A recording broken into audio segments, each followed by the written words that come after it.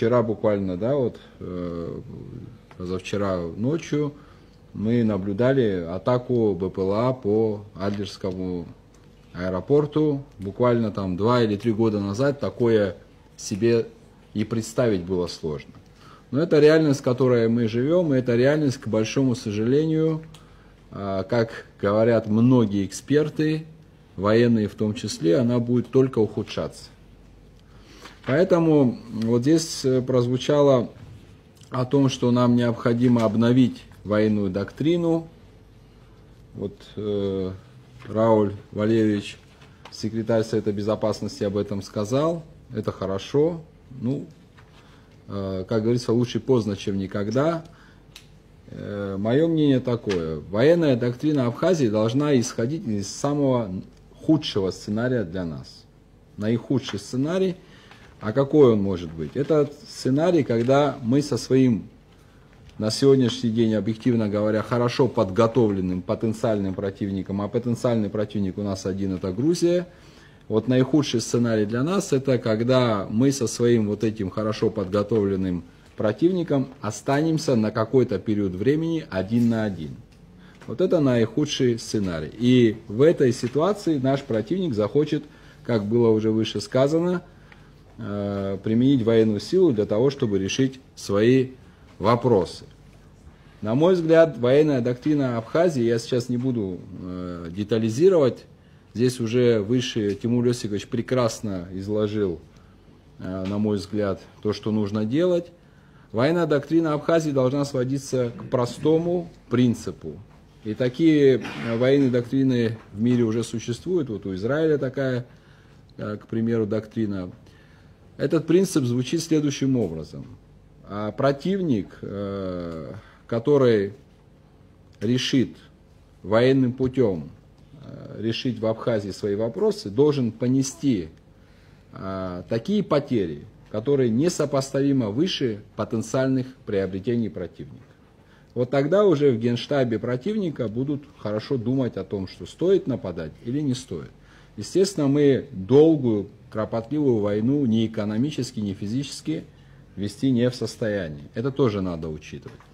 На территории противника военных действий, ну, за исключением каких-то вот таких превентивных ударов, о которых говорил Тимур Осипович, мы вести не можем и не собираемся. То есть речь идет об обороне, используя наш рельеф.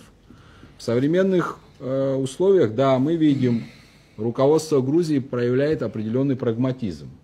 Не буду за кавычки уже выходить, мы все понимаем, какой подтекст. Но, тем не менее, есть и горячие головы, которые говорят о том, что нужно открывать второй фронт, нападать на Абхазию. Мы не можем уповать лишь на то, что будет благоразумие в умах и сердцах руководства Грузии. Мы должны, естественно, надеяться на самих себя в первую очередь, тем более, что наш главный союзник, Российская Федерация, находится сегодня в состоянии войны практически со всем миром. И мы в этих условиях, как союзник, я считаю, что должны быть не слабыми, наоборот, сильными. Вот это в этом и заключается союзническое отношение. Если говорить уже о технических вещах, да, современная война, она не похожа на ту войну, которую героически преодолел наш народ. Вот здесь все наши старшие, все ветераны, вы присутствуете. Мы видим высочайшую эффективность беспилотных летательных аппаратов, и не только летательных, и плавающих. Мы видим высокую эффективность малых мобильных групп. Вот на примере Курской успешной операции в Курске. Малые мобильные группы принесли колоссальный результат. У нас народ очень талантливый. И то, о чем вот здесь было выше сказано, о том, что кустарным образом, да, у нас уже производят беспилотные летательные аппараты. У нас есть энтузиазм. И я знаю, что и Министерство обороны, надо отдать должное, в этом отношении пытается как-то соорганизоваться. Но всего этого недостаточно. Объемы и масштабы не соответствуют времени, не соответствуют потенциальным угрозам, которые есть на самом деле. А народ у нас талантливый. Вот яркий пример. В музее боевой славы здесь в городе Сухум стоит морской беспилотный плавательный аппарат, который разработал еще в 1992-1993 году покойный ныне Царство Небесное Адгур Иналыпа. Тогда об этом вообще никто и думать не мог. Да. А он разработал, и вот у нас стоит экспонат. Поэтому этот потенциал нашего народа надо использовать, привлекать специалистов извне.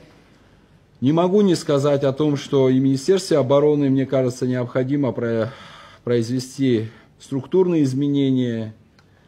Время поменялось. И нужны современные подходы, и люди должны быть современные, которые знакомы не понаслышке с современной войной. И вот все эти современные технологии необходимо внедрять в Абхазию. А что касается, вот здесь в заключении скажу о том, что да, Рауль Валерьевич об этом сказал, и Тимур Лёсикович об этом сказал. Мы же, вот, как бы это грубо ни звучало, очень беспечно себя ведем. Вот вчера, позавчера была атака. Вот не дай бог случится атака на город Сухум.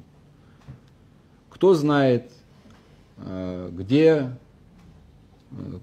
укрывать мирное население, план эвакуации, где бомбоубежище. У нас вообще есть система оповещения централизованная.